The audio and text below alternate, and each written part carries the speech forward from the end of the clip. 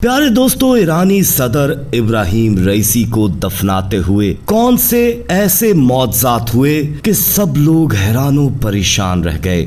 Video तेजी से viral हो गई। प्यारे दोस्तों, ये वाकया दरअसल उस वक्त पेश आया जब इब्राहिम रईसी आज़रबाईजान के सदर के साथ मिलकर कई और दूसरे मुआहदों पर दस्तखत करने के बाद 2 डैम का इफ्तिताह करने के लिए यहाँ पर आए थे। इस हादसे के वक्त वो ईरान की हदूद के अंदर यानी ईरान के सूबे जिसका नाम आज़रबाईजान है इसके अंदर मौजूद थे। दोस्तों, ये टोटल 3 हेलीकॉप्टर थे, जिनमें से 2 आगे मौजूद थे जबकि एक हेलीकॉप्टर पीछे मौजूद था जिसके अंदर ईरान के सदर इब्राहिम रईसी, इसके अलावा ईरानी वजीर खारजा, ईरान के सूबे आज़रबाईजान के गवर्नर, कुछ मजहबी शख्सियात के अलावा और इनके बॉडीगार्ड्स भी इस हेलीकॉप्टर के अंदर मौजूद थे। दोस्तों, ये ईरानी वजीर खारजा दरअसल वही हैं कि जब पाकिस्तान और ईरान के दरमियान बलोचिस्तान के इशू को लेकर मसला बना तो दोनों मुल्कों ने एक दूसरे के इलाके पर स्ट्राइक की। तो इन्हीं का बयान था कि ईरान और पाकिस्तान दोनों मुसलमान भाई हैं, दोनों को आपस के अंदर झगड़ने की कोई जरूरत नहीं।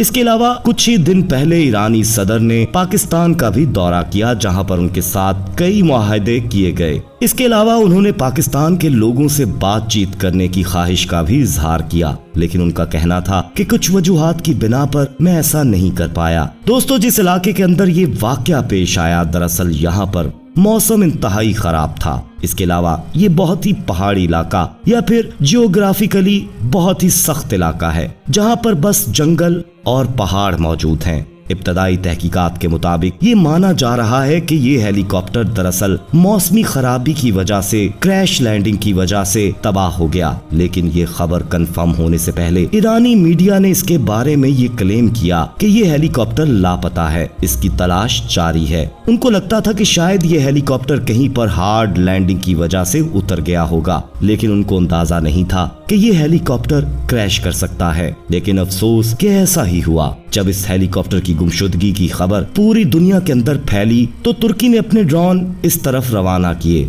अपनी रेस्क्यू टीमें भेजी। इसके अलावा रशिया की 47 के करीब रेस्क्यू टीमें यहाँ पर पहुँच गयी। ईरान के खुद के कई रेस्क्यू हेलीकॉप्टर रात से इसके मलबे को या फिर क्रैश लैंडिंग की साइट को तलाश करने की कोशिश करते रहे, लेकिन मौसम खराब होने की वजह से कोई खबर नहीं मिल पा रही थी।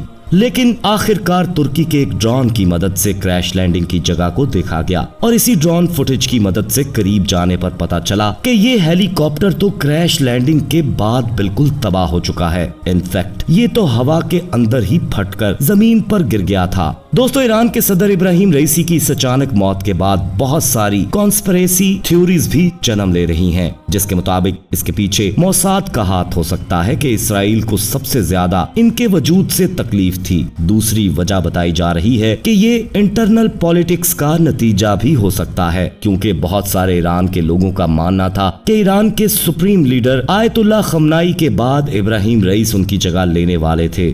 और तीसरी पॉसिबिलिटी वाकई ये हो सकती है कि ये दरअसल कोई हादसा ही हो, लेकिन हालात को देखकर ये कहा जा सकता है कि ये बहुत बड़ा कोइंसिडेंस है जिसे इग्नोर नहीं किया जा सकता कि अगर वाकई मौसम खराब था तो 3 में से सिर्फ एक हेलीकॉप्टर हादसे का शिकार क्यों हुआ, और हेलीकॉप्टर भी वो जिसके अंदर इंतहाई अहम तरीन ईरान की शख्सियात सवार थीं।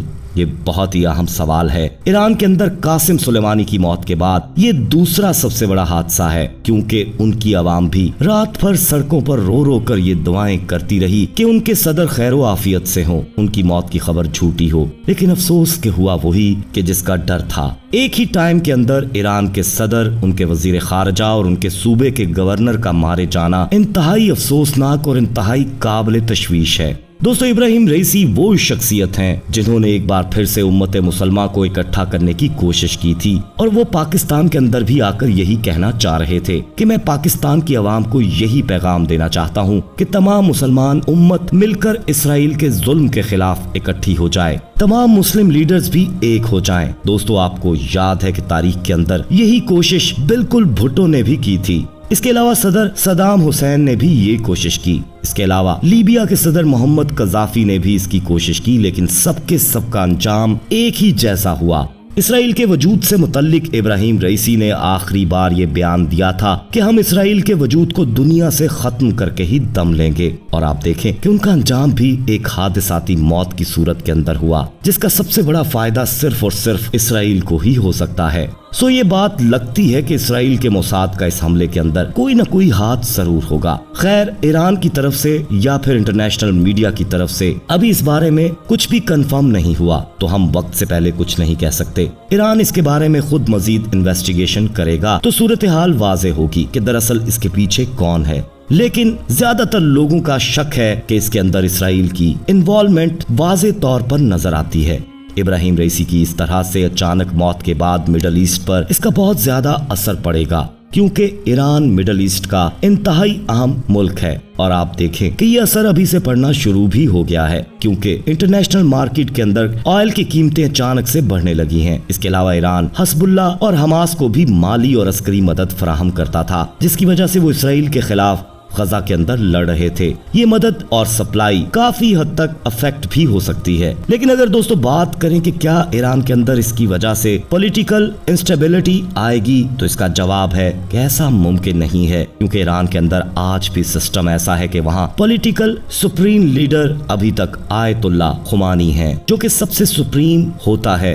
आर्मी, जुडिशरी और इसके अलावा स्टेट मीडिया सब कुछ इसके अंडर होता है। और इसके बाद सदर की बारी आती है, जो कि दूसरा सबसे अहम तरीन ओहदा है। इस हादसे के अंदर इस्तेमाल होने वाले हेलीकॉप्टर का नाम है बेल 212, जिसे अमेरिका ने बनाया है, और ये गवर्नमेंट ऑफिशियल्स और उनके प्राइवेट टूर्स के लिए इस्तेमाल होता है। लेकिन अब इसे अमेरिका नहीं बल्कि कनाडा के अंदर बनाया जाता है। दोस्तों, आखिरी बार ये सितंबर 2023 के अंदर यूएई के अंदर क्रैश हुआ था, और अब की बार ईरान के सूबे अजरबैजान के फॉरेस्ट डिजमार फॉरेस्ट, जिसका नाम है, यहाँ पर गिरकर तबाह हुआ है। ईरानियन अवाम के लिए ये तमाम सदमा एक तरफ, लेकिन इसके बाद सबसे अहम सवाल ये खड़ा होता है कि इसके बाद इनकी जगह कौन लेगा। अच्छी बात यह है कि ईरान के अंदर इसके मुतालिक वाज़े तौर पर कानून मौजूद है कि अगर अचानक से सदर की मौत हो जाती है तो इसकी जगह पर वाइस प्रेसिडेंट इसकी जगह लेंगे, जिनका नाम है मोहम्मद मुखबर।